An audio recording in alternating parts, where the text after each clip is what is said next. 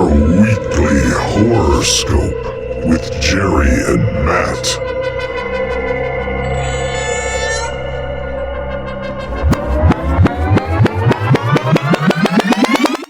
Hey, good evening, horror fans. Welcome to another edition of the Weekly Horoscope. I'm your host, Jerry, here with my partner, Matt. And Matt, last week we celebrated 25 posted episodes, and we decided to celebrate by doing one of our favorite things, which is a list. And for our list category, we tackled the topic that we approached before, but we only, highlighted two films in that topic. So we're going to do our top 20 remakes that don't suck. And I'm a big fan of this category. What do you think? Yeah, me too. Because, well, first of all, with lists, it's almost impossible to get the perfect list. And anytime you do make a list, there's always going to be someone that says, well, this could be in here, this could be that. And then even you do that yourself. Like even when I make a list, I'm like, well, I could probably change these two. And it kind of comes, it's fun to just play with and look at it from different angles and different dimensions. And remakes are one of my favorite topics, like you said. Movies over time, just kind of have to be reimagined with modern technology, and it's just always fun to see how creative they can be with that. Yeah, and I think the very nature of lists, they're subjective, they're open to debate, and they can create dialogue and discussion, and that's why I think I find them interesting. And remakes is something that has cursed, you could say, the horror industry since its inception. With you find a lack of original ideas, a lack of creativity, and I'm always, I'll take a movie that's maybe a poor movie, but they tried to be completely different, and I'll at least say, you know what? At least it was different. At least it tried something new. But there are good reasons for remakes. There are updating, modernizations with different technologies that can enhance a remake. We have this habit in America of taking foreign films and we have to Americanize them. And there has been some decent American remakes of foreign films. But I remember more of the failures because they're huge misses. Yeah, there's a couple on this list, but I agree with you. I think oftentimes, especially like if it's a remake where it's done right away because it was in a different language, right? It's really hard to like recreate that magic, especially just doing it. Like there's no point in doing it. Just go see the original movie. Absolutely. But there have been a few times when it worked out. Yeah. We, some of our favorite films that we've talked about here are foreign films. And I can think of off the top of my head 3 examples of movies I think both of us love that they had to make an American remake of it, and they completely killed the vibe and everything that was unique and original about the movie. And I think of Old Boy. Yep. I think of Martyrs, and I think of Inside. And those are 3 incredible movies that didn't need to be Americanized. They were perfect as they were. But like you said, there are some success stories here, and we'll tackle our top 20 and like you said, subject to comments and feedback, and we'd love to hear people's versions of what they think should have made the list and what they think we got wrong. Yeah. So, Matt, if you want to kick us off, go ahead. Yeah, we'll start off with number 20, Pet Sematary 2019, directed by Kevin Kolsch and Dennis Widmeyer. The story revolves around an ER doctor from Boston, and him and his wife relocate up to Maine with their 2 children, and they discover a mysterious burial ground hidden deep in the woods. And basically, their cat dies, and then they have to bury the cat in the burial grounds, and then just chaos ensues throughout the entire movie. I love the dark tone of this movie compared to the original one. It has, the original was iconic as it was. This one just had like a darker tone to me. It wasn't a necessary remake, but I enjoyed it. I did as well, and I think this movie got a bad rap for changing some of the source material. Rather than the young boy, they moved it up to the girl. But I think the changes freshened the story up. To me, the older girl can be a scarier character than a 4-year-old boy. And I agree. It's probably not as good as the original, but I thought it was a new and a creepy approach to it, and I thought it was entertaining.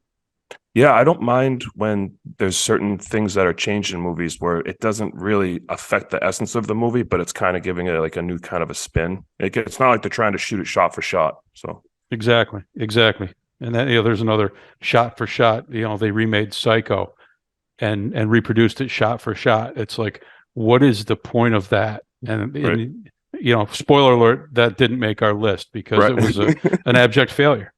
right. Yeah, and if you're shooting it shot for shot, it should be just as good. Yeah, but it also begs why? What's the point then?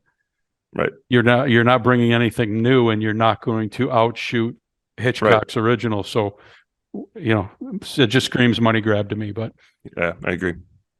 okay, number 19 on our list is Quarantine, movie from 2008, and this is a remake of the Spanish film Wreck. It's a found footage story. I think it's one of the better found footage movies out there, both the original and the remake.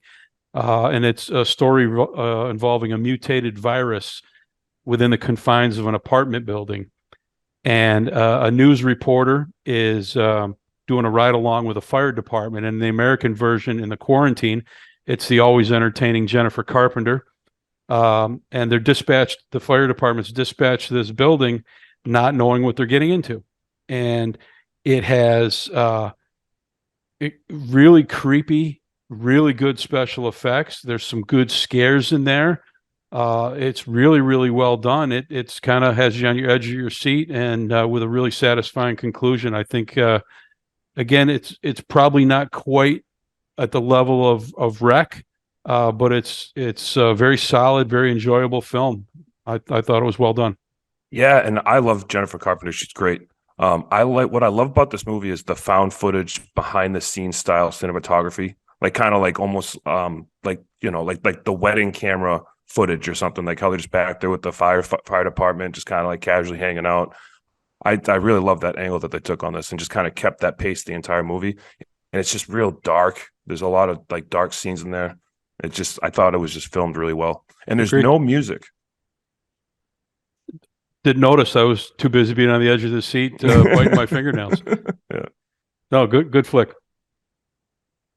For number 18, we have Invasion of the Body Snatchers, 1978, directed by Philip Kaufman. It's based on the 1955 novel, The Body Snatchers. The plot involves a San Francisco health inspector and his colleague, who over the course of a couple of days discover that human beings are being replaced by aliens, and they're perfect, like perfect duplicates. But the duplicates are like devoid of like human emotion, and so this movie to this day still holds up. I think it's, to me, still a good Sunday night watch, Saturday night watch if you're just kind of looking for something. Donald Sutherland is incredible in this movie. I like the cinematography with like this, when Donald Sutherland's walking outside and like the camera's kind of spinning everywhere and it's kind of giving it this like chaotic what's happening in the world kind of feel. It's really well done for 1978. Still holds up.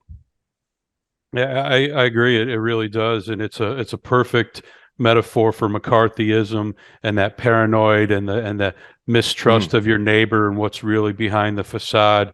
And I think the closing scene where you think Donald Sutherland is real, but then he's just standing there with his wide-eyed alien screech, and it's just it's a creepy, shocking ending, and it's really spells doom. Like it kind of eliminates the hope at the end of the movie.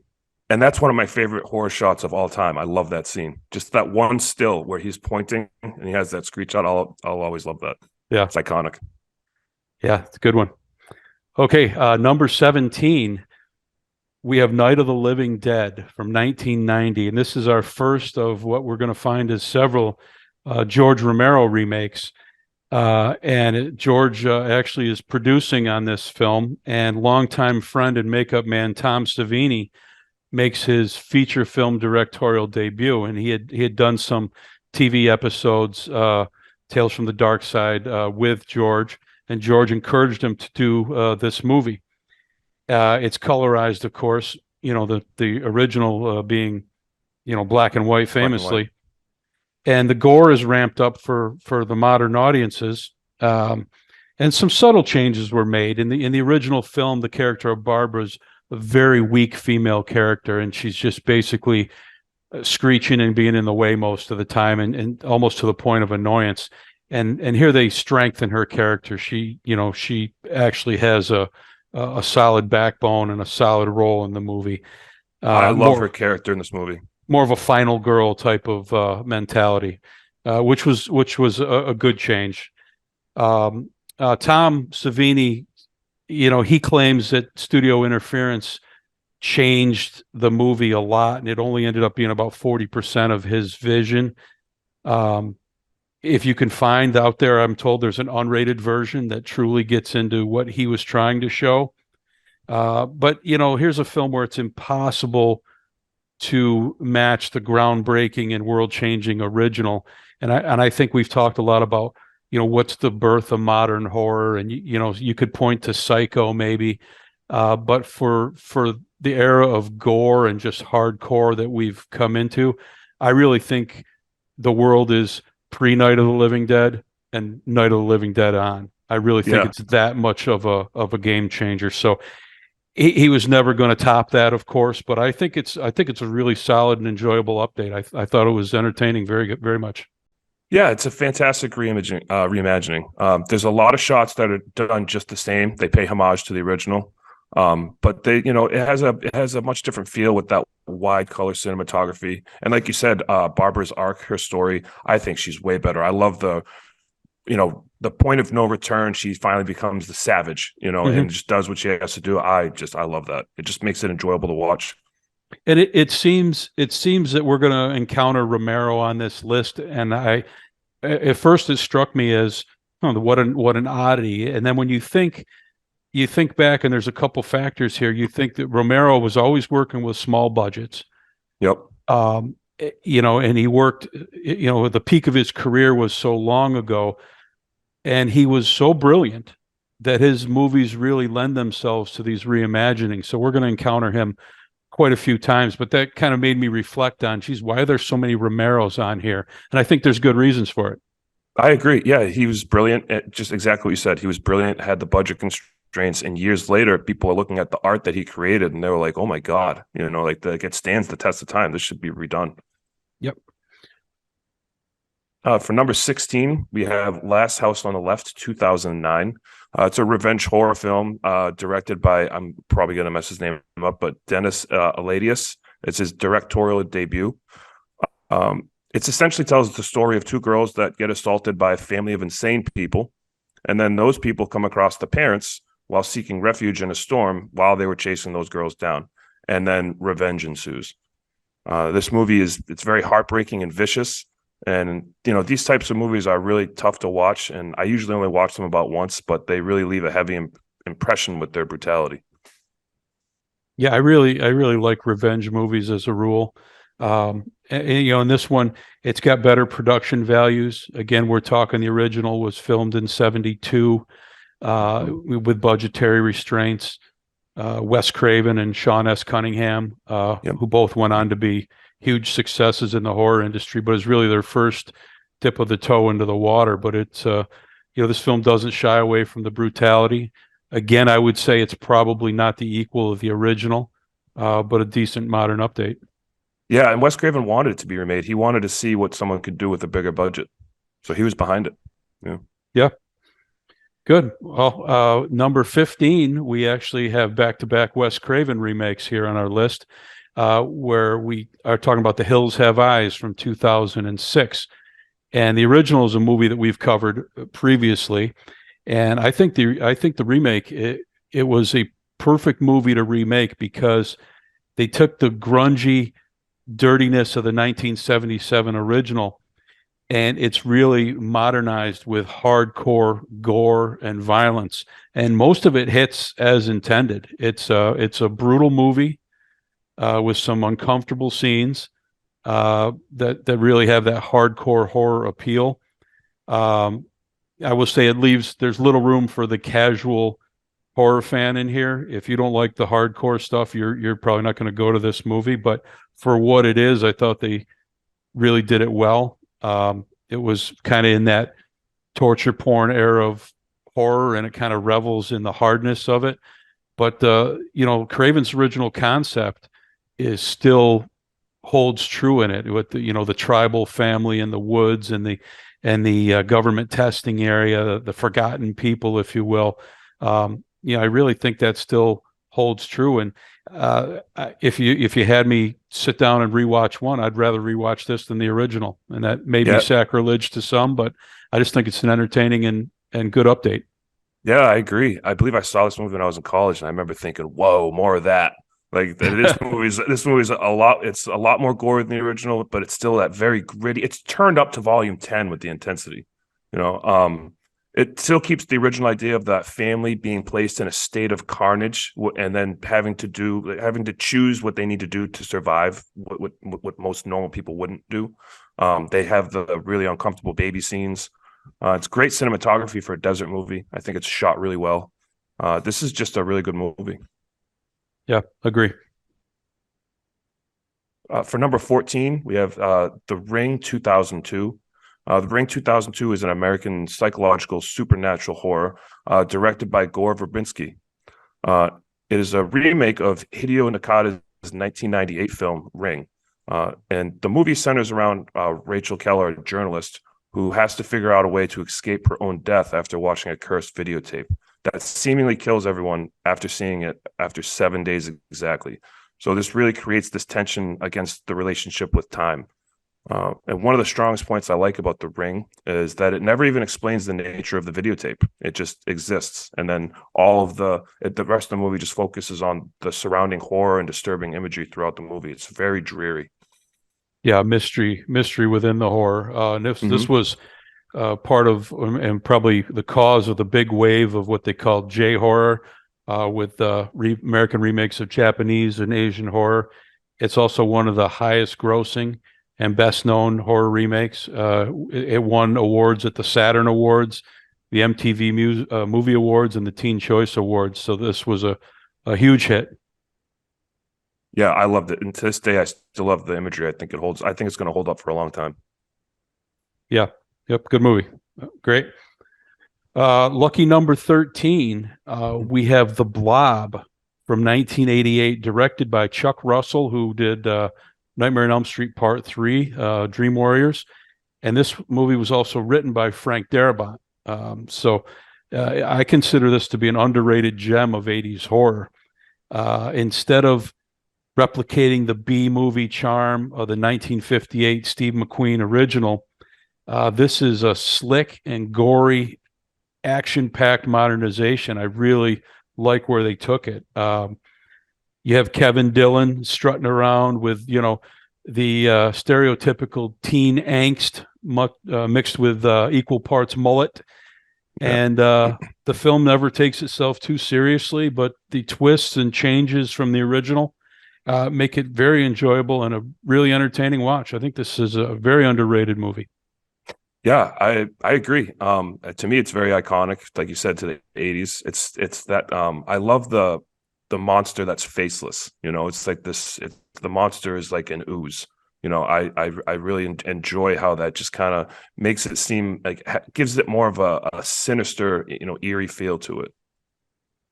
Yeah, singular in focus. It only knows one thing. Yeah. Yeah, if knowing is even a thing, it's just something it does. Yes, it consumes and it grows, and that's it. Yeah. Awesome. Number 12, we have Fright Night from 2011, directed by Greg Gillespie, starring Colin Farrell and McLovin. It's a remake from Tom Holland's 1985 film. The plot follows a teenage boy who discovers that his neighbor is actually a vampire, so it ultimately leads them two into a battle. It's not really a movie that typically comes off as something that needed to be remade, but it's done so in a way that I think it makes this list. I think a lot of credit goes to Colin Farrell because he kind of steals the movie. It's very self-aware and corny and cheesy, but it's like a comedy horror. I think it's done really well, and it's just kind of a fun movie to watch. Yeah, and the late Anton Yelkin was part of the cast as well, so they definitely had an all-star cast redoing that. Enjoyable film. I agree. Excellent acting throughout it too. Yeah. Okay, number 11. We get back to our George Romero subject here. Dawn of the Dead from 2004, and Zack Snyder's debut film, and a lot of people consider it still his best film. He tackles an all-time classic, and what is generally considered one of the best zombie movies of all time. So that's a challenge in itself when you decide you're going to remake something that's so revered. As your Uh, debut. yeah, yeah, nothing like pressure, but smartly, instead of trying to redo what Romero did, him and the producers viewed it as a reimagining, and they looked to breathe some fresh life into the zombie genre, pun intended. They turned off some of the purists by making major changes to Romero's concepts, most notably the high-speed running zombies Yep. that we would later see in World War Z and similar movies, 28 Days Later, things Mhm. of that nature, where Romero always imagined a shuffling but relentless horde type of concept. So this was different. Yeah, I wasn't put off by it. I'm a huge fan of Romero, as we know. But I thought, if you're going to remake this movie, going in a different direction is the right way to go. Romero himself was not a fan of this, but it secured its place in pop culture and is considered to be, like I said, Schneider's best film, and that's saying a lot. Yeah, I don't think Romero liked the fast moving zombies. I think that was his biggest gripe, Mm-hmm. which like, ultimately is like one of the major essences of the movie. So yeah, I don't think he was a huge fan of it, like you said. But Zack Snyder, this is kind of more of a horror action movie. This is a lot more fast paced. There's a lot of great scenes. It's pumped up with shotguns and lots of shooting. There's endless guns and bullets, and it's just fun. It's intense. I enjoyed it. Yeah, you hit the nail on the head. It's a zombie action movie. That's exactly, I think, how I would categorize it. And Zack Snyder even said that Army of the Dead was its spiritual successor, and he titled it that way specifically as a tribute to Romero and his films. So it's definitely a Mm. different spin from the original, but it's effective in what it's trying to do. Yeah, yeah, it's a great movie. Number 10, we have Child's Play from 2019, directed by Lars Klebberg. A single mother gives her son a play doll that has AI capability, and then all hell breaks loose. This very it's they kind of they take away the supernatural element from the original one, and they make it more modern by using the artificial intelligence gone awry, which I think is a great twist. I think it was a fun idea to do. I enjoyed this movie. I remember seeing it in theaters. I thought Audrey Plaza was awesome. The child actors did really well, and it was just a fun premise on a classic series. Yeah, and they like you said, they took it's a pretty gruesome and entertaining update to the 1988 original, and they brought it into the modern internet age, if you will. And the best thing about the movie, the voice of Luke Skywalker as the voice of the killer doll. What's not to Yeah, love about that? yeah, and he's such a great he's such a great voice actor. He's also I loved him when he did the Joker from the '97 animated series of the Batman. So Yeah, it's funny. His voice is so famous and iconic, but he manages to do all these roles, and you don't necessarily know it's him. yeah. That's how good he does at it. Good, excellent. Yeah, as we crawl through the top 10 here, we're back to another George Romero, The Crazies from 2010. And this is a somewhat of a lesser known Romero film, but this one sticks pretty true to his original idea and intent. And I think this remake is one that is actually superior to the original. It takes the government distrust and brings it to the present day, and it really modernizes and streamlines the story. There's terrific acting. Timothy Oliphant is always excellent. Awesome. Yeah. The effects are solid. The film's very tense, and it's uncommonly smart. We always find horror films with the people doing dumb things. That's become almost a self-aware joke in some horror movies. The people in this movie make smart choices, and Mm. that comes through to me as bringing a touch of realism to them, but they act as, real people might in these extraordinary circumstances. And I always, I saw this in the theaters, and I remember specifically the car wash scene, just creeping forward to the edge of my seat. I thought that was so well executed and tense. It's a really good movie. I've seen it several times since I saw it in the theater, and I think it's one that shouldn't be missed. Yeah, I love that confinement of being in a small town with nowhere to go. I think they do that really well in this movie. Like you said, it's a really good point that the people in this movie make smart decisions. Like they're not making, like in Dawn of the Dead 2004 from our list. Like there's some really questionable decisions in that movie that make you go, "What? You're gonna go get your dog?" Like, you know what I mean? Like, but yeah, The Crazies is very, like you said, it's an intelligent movie. And the hospital that they used in that movie was actually a restaurant that went out of business in that town, so they got to use it and transform it into a hospital. Nice. Yeah. Number 8 is The Grudge from 2004. It's a supernatural horror directed by Takashi Shimizu. I apologize for getting that wrong. The original creator of the Ju-On franchise. Also produced by Sam Raimi. It's a remake of the 2002 original by the same director. And it had a budget of $10 million, and it grossed $187 million worldwide. The Grudge is a curse that manifests when someone dies in anger or sadness, and then it personifies or stays there wherever they died. And then anyone who comes across that curse also dies, and so it's just reborn like a virus. And in this movie, the Grudge is in a house, and it just continuously kills people that come into the house. It's personally one of my favorite movie posters of all time, too. I really like the artwork and the visual imagery they did. Very disturbing. Yeah, very unique in that the Japanese director was the same director who remade the American version, and I think that probably helps. And he was excited in what he thought was an opportunity to clean up some things about the film that he would have done differently and improve the film. And a huge financial success, and began a series of sequels that continued to be successful in the Ju-On family. Yeah, I love that franchise. There's the Grudge, The Ring, like you said, that era of the J horror, I thought were really good. A lot of disturbing imagery. Excellent. Number 7 is The Invisible Man from 2020. And you may notice we've specifically stayed away from, there's over 100 versions of Dracula. There's over 80 versions of Frankenstein.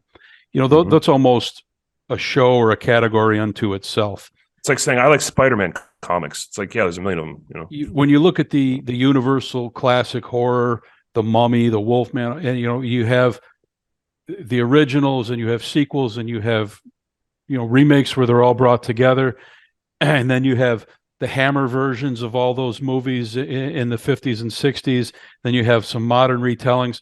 It's almost impossible to take those movies and put them in a category like this. But this one, I think, is the exception, because this new chapter for The Invisible Man is such a unique and game-changing story from the previous entries. It's really like a different movie altogether. It's superbly well done. The acting is fantastic. The cinematography is great. The effects are great.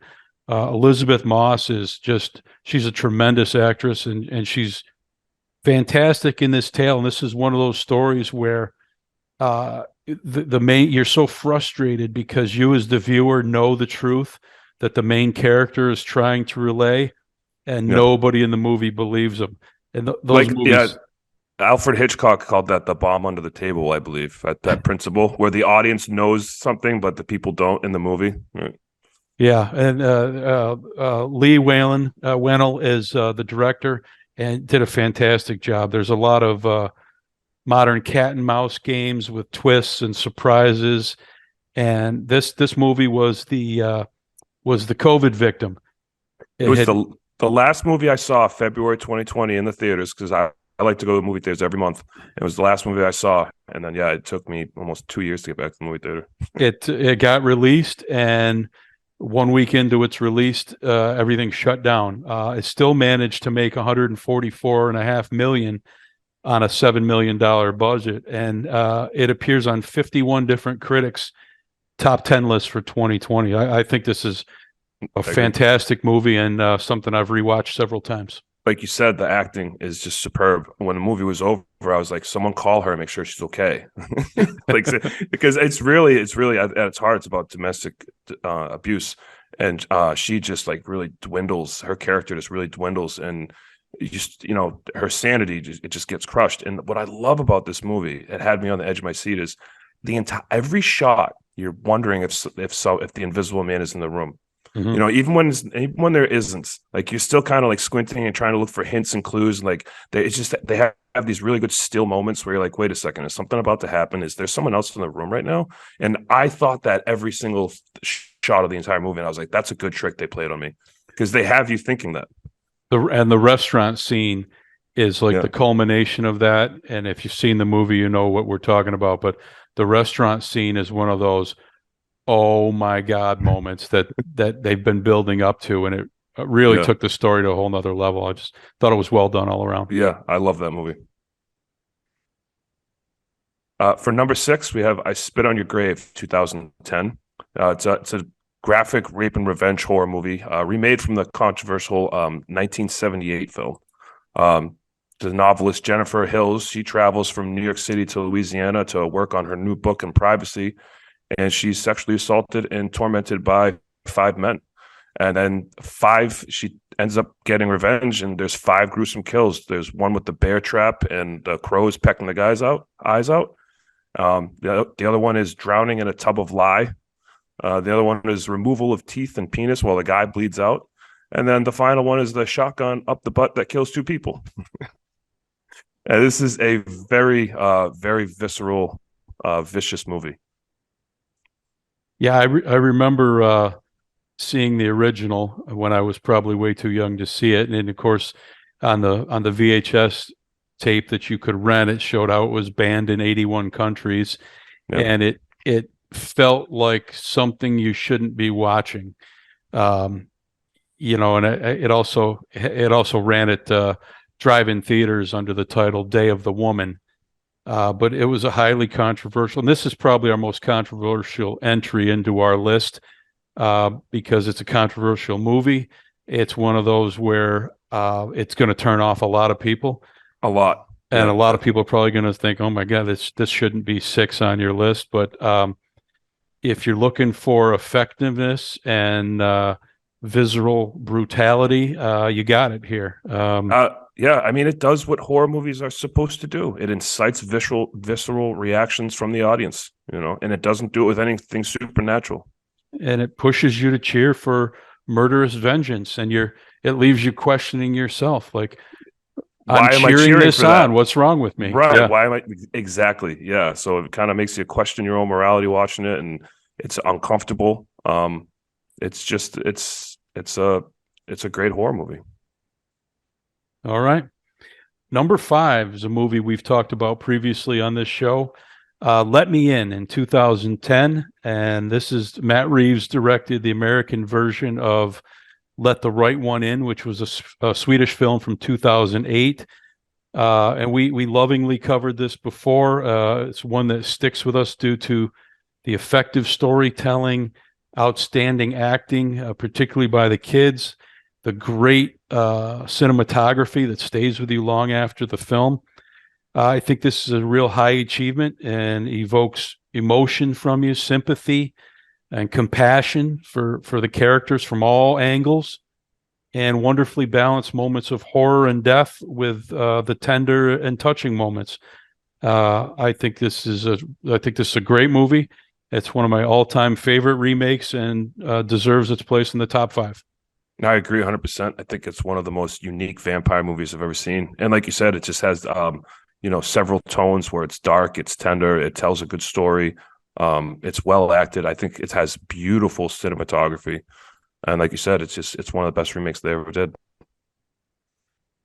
Great. For number 4, we have Evil Dead 2013. It's a American horror film directed by Fede Alvarez in his directorial debut.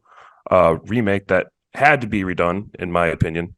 The original was very budget constrained, and within that budget, they created magic. But after 40 something years, I thought it was just time to reimagine that film with, modern technology. But I love how they kept a lot of the themes, and they kept a lot of the original source material in the movie as close as they could. And I thought they did a really good job. And this movie's dark, claustrophobic, and violent. It definitely is that, and it's I think it's a terrifying movie. I think this is one of people, we talk all the time, and I talk to other people about what's really scary, and I've seen so many horror movies that very few actually scare you. Yeah. I think this one qualifies. I think this one is definitely, it's nonstop, it's relentless, and he talk about a tall task for your directorial debut.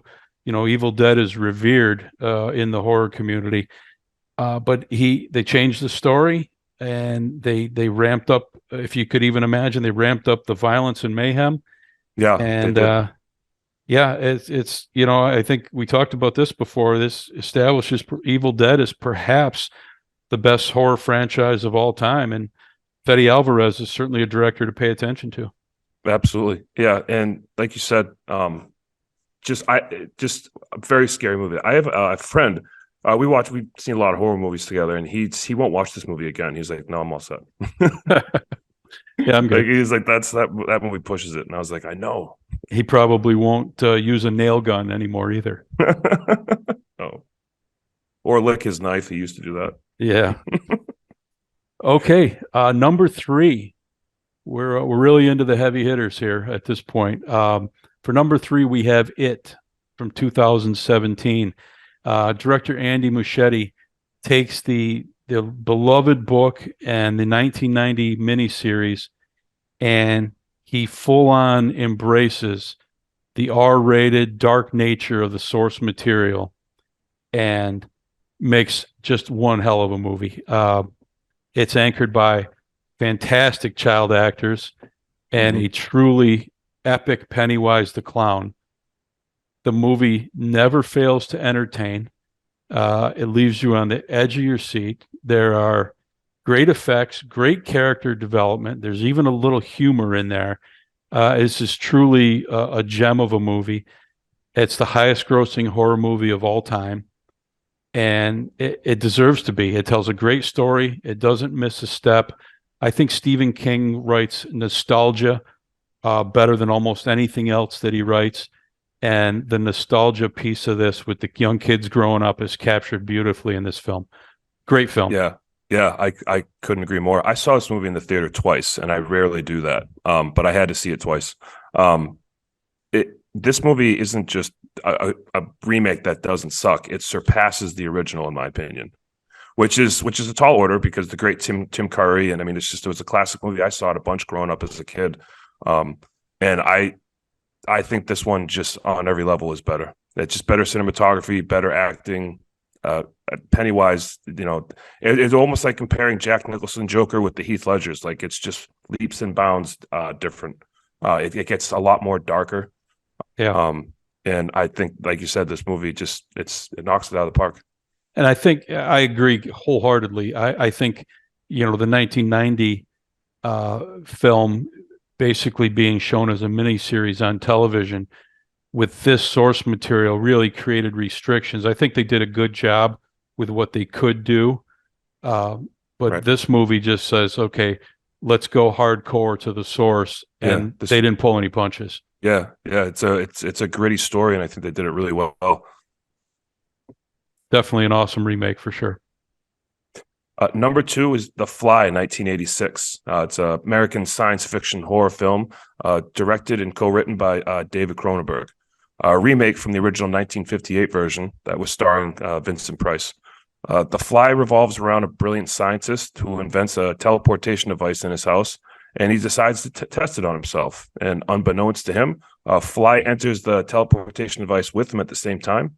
And when he comes out of the machine, it appears to have worked. But then over the course of the movie, he slowly transforms into this hideous fly-like monster, while his girlfriend, played by Gina Davis, watches in horror as the man she loves decays into this maddening transformation. And then she ultimately has to kill him. I think the acting and special effects in this movie were just slimy and top notch, and I think still rivaled a lot of movies to this day. Yeah, absolutely. I agree. This is we both had this as number 2 on our list. Always been a fan of this movie. I saw this in the theaters all those many years ago, and it's classic Cronenberg body horror, but it bears almost no resemblance to the Vincent Price original. You know, we're at the part of our list where these movies are exceeding the original they were based on. This one far exceeds the original it was loosely based on. Fantastic story, terrific acting. Jeff Goldblum is his iconic best in this movie, and the effects won Academy Awards, and they were done by Chris Wallace, one of the stars of the '80s horror. It's just a fantastic movie, and one we're going to dive deeper into next week, as it falls under our category of technological terror. So we'll hear more about The Fly. Just one, not just a remake, but also just one of my favorite movies of all time. Yeah, great one. Okay, on to our number 1 remake of all time, and this probably isn't a surprise. It was number 1 on both of our lists. The Thing from 1982, a movie we've covered. John Carpenter's master tale of isolation and mistrust. A remake of the 1951 A Thing from Another World, and still it's baffling to me to this day that it was so miserably overlooked upon its release as both a commercial and critical failure. Time has rectified the critical view. It's now considered one of the best horror movies of all time. So many scenes of total tension, edge of your seat terror, coupled with the amazing award-winning special effects that are still awesome to this day. Its bleakness may have contributed to that negative reception, but it feels true to the story, and this couldn't have had a happy ending. I think it would have been disingenuous. Kurt Russell and Keith David are pitch perfect in their roles. The supporting cast does a great job. And the blood test scene should be film school material for building tension and paying it off. Yeah. A phenomenal movie, and what we believe to be the greatest remake of all time. I agree. I absolutely love this movie. I'll watch it any day of the week, especially if you have the Blu-ray version in 4K that was remastered. It's such a fantastic movie. This movie will hold up for, I don't even want to see this movie remade. I don't like, we have a list of remakes that don't suck. I would not even want to see a modern version of this. This is the version to watch if you're going to see it. Well, they did a new version of The Thing, but they labeled it as a prequel, and it flopped horribly, and probably deservedly so. Yeah, deservedly so. This one it's if you look at so many critics' lists now of all-time horror movies, this is on almost every critic's list, but at the time it came out, it was panned. It's like, what caused you to view it differently? But I'm glad they did. I'm glad. I don't know what people were thinking. I can't imagine what in 1982 was better than that. Like, yeah, I actually went through and I read some of the original reviews, and they hammered it. Even like a Roger Ebert, who typically has a soft spot for horror and has favorably reviews some horror movies that other people have, cast aspersions on. He hated it. He blasted it. He said it was garbage. And I'm like, what did you people watch? I don't know. Yeah, like these special effects with how good they are, I can't stand it. Like, I don't know. This musical score is incredible. Like, what did they not like about the movie? Like that Kurt Russell. Yeah, as we talked about before, there's this Hollywood idea that you can't produce a film without a female character, successfully anyways, and this movie has no female characters whatsoever. So it kind of reinforced the rule that it just doesn't work, but it does work. This movie's perfect. I wonder if there was some kind of agenda to see that a flop because of that. Maybe, who knows? Don't know. Yeah. Don't know, but the story is what the story is. You it's could have made time. Yeah. You could have made this movie just as effectively and had one of the characters be a female. I would have no issue with that whatsoever. It just didn't happen to be, but Yeah. certainly nothing that should be held against it as a film. It's just so good. Right. Yeah. It's still an amazing, incredible film. All right, so that is our top 20 remakes that don't suck, the best horror remakes of all time.